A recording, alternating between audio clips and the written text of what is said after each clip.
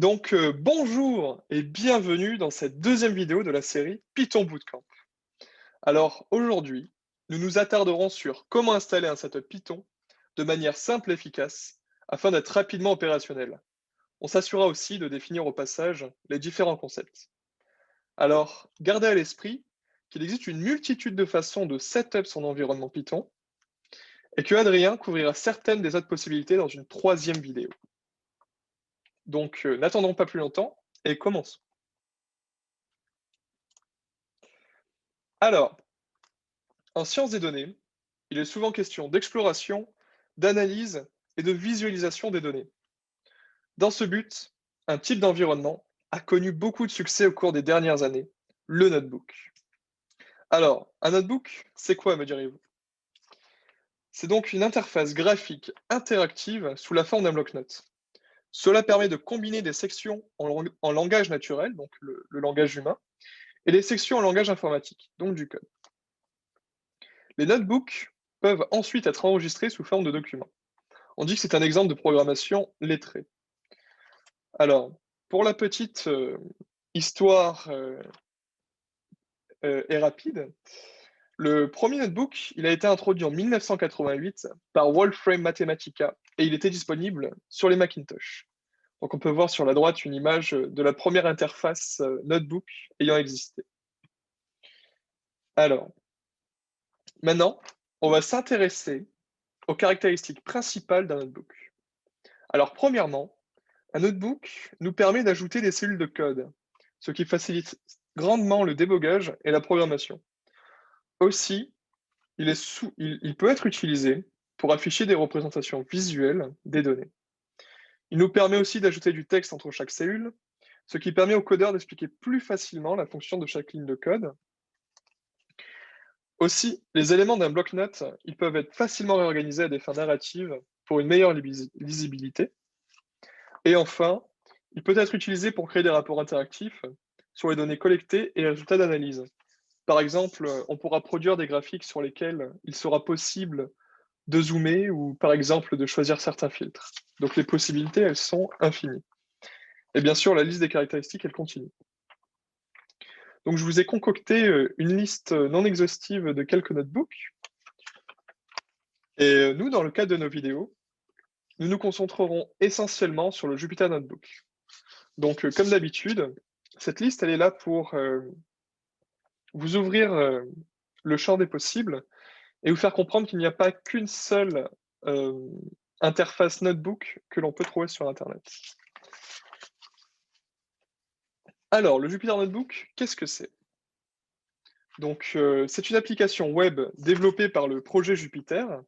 Son but est de permettre aux utilisateurs, comme indiqué sur le site officiel, de créer et partager des documents qui contiennent du code en direct, des équations, des visualisations et du texte narratif.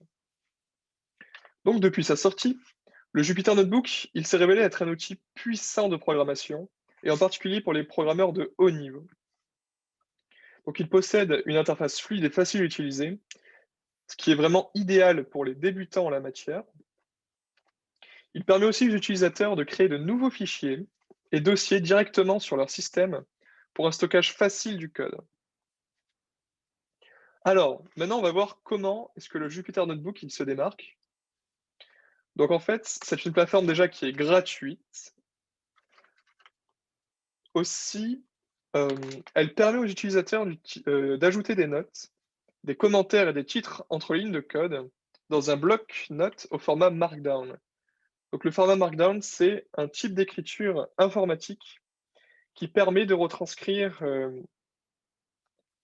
du langage humain dans un Jupyter Notebook. Et aussi, ce qui est vraiment très pratique, c'est que le Jupyter Notebook, enfin le notebook, il peut être converti en différents formats de fichiers, comme par exemple HTML, PDF, etc. De par ses fonctionnalités, l'expérience globale en programmation, elle est fortement enrichie. Alors maintenant, on se demande comment est-ce qu'on peut installer le Jupyter Notebook. Pour remettre les choses dans leur contexte, l'installation d'un environnement Python complet, ça peut être une vraie galère pour un débutant.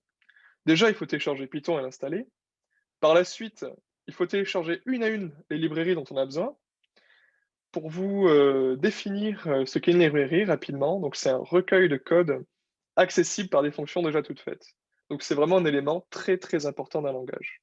Donc on verra bien sûr dans des vidéos ultérieures comment est-ce que nous pouvons utiliser les librairies. Donc pour cela, il y a une solution à tous nos problèmes, Anaconda. Donc Anaconda, ça va vraiment nous faciliter le travail et la vie pour notre premier environnement Python. Donc Anaconda, c'est une distribution Python et à son installation, Anaconda installera Python ainsi qu'une multitude de librairies. Donc cela, ça nous évitera de nous ruer dans les problèmes d'incompatibilité entre les différentes librairies. Donc je vais vous montrer rapidement où est-ce que l'on peut installer Anaconda sur le net. Donc c'est très simple. On commence par taper Anaconda. Ensuite, on va dans les produits.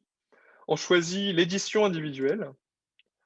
On clique par la suite sur Download.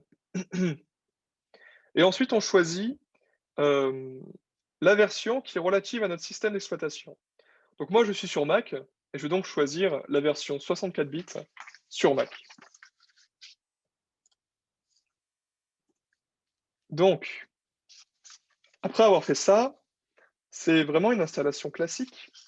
Donc, les premières étapes sont simples. Donc, on choisit, on est d'accord avec les clauses de confidentialité, etc. On choisit ensuite le chemin sur lequel on va installer notre environnement Python. Sauf que là, il faut faire attention. En effet, au cours de cette installation, on aura deux choix. Soit on ajoute Anaconda à son environnement à partir de son chemin, soit on enregistre Anaconda comme la version par défaut de Python. Donc, moi, ce que je vous recommande fortement, c'est que si vous êtes débutant, je vous recommande de choisir la deuxième option, soit l'approche recommandée, comme on peut voir sur les photos. Donc, sans rentrer dans le détail, cette méthode, elle est plus simple et plus intuitive pour lancer Anaconda. En effet, si on rentre dans... si on choisit la première option, on devra lancer Anaconda à partir du terminal, et ça, c'est un peu moins simple quand on débute. Donc, après ces étapes, on va pouvoir lancer notre premier environnement Python à partir de Anaconda et d'un Jupyter Notebook.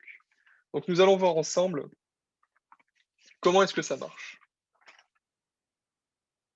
Donc, après avoir installé Anaconda, donc vous devriez l'avoir disponible dans vos applications. Donc là, bien sûr, je parle pour tous ceux qui ont des Mac, mais pour ceux qui ont un système d'exploitation Windows, il vous suffit d'aller chercher l'application là où vous l'avez laissée dans votre chemin, c'est-à-dire à cette étape ici. Ou alors, vous pouvez directement faire une recherche et vous devriez y avoir accès. Donc, je clique sur Conda Navigator. Ensuite, l'interface va se lancer. Donc, on remarque à l'entrée de l'interface qu'il y a une multitude d'applications. Donc, tout utile pour la science des données. Sauf que nous, aujourd'hui, on va se concentrer sur le Jupyter Notebook. Et bien sûr, rien ne nous empêchera dans des vidéos ultérieures d'aborder les autres applications. Donc là, c'est très simple, on clique juste sur Launch pour lancer l'environnement Notebook, Jupyter. Puis là, ensuite, on va pouvoir choisir le dossier, c'est-à-dire le chemin dans lequel on veut entreposer notre premier environnement Python. Donc moi, par exemple, je vais sélectionner ce dossier-ci. Puis ensuite, je vais cliquer sur New. Et là, je vais pouvoir choisir le langage. Donc là, j'ai le choix entre Python et R. Et moi ici, ce qui m'intéresse, c'est Python, donc je clique sur Python. Donc ensuite, me voilà enfin sur l'interface classique du Jupyter Notebook, c'est-à-dire l'interface sur laquelle je vais pouvoir écrire du code et faire mes premiers pas. Donc, on peut commencer par renommer le notebook comme mon premier notebook, par exemple.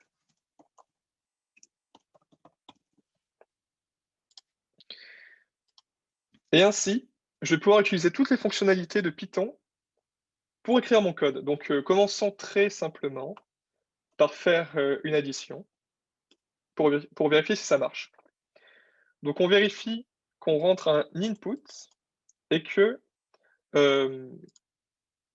l'environnement nous sort un output, c'est-à-dire le résultat de notre commande.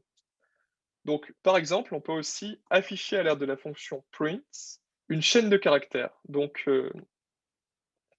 par exemple, hello there, pour changer un peu du classique hello world.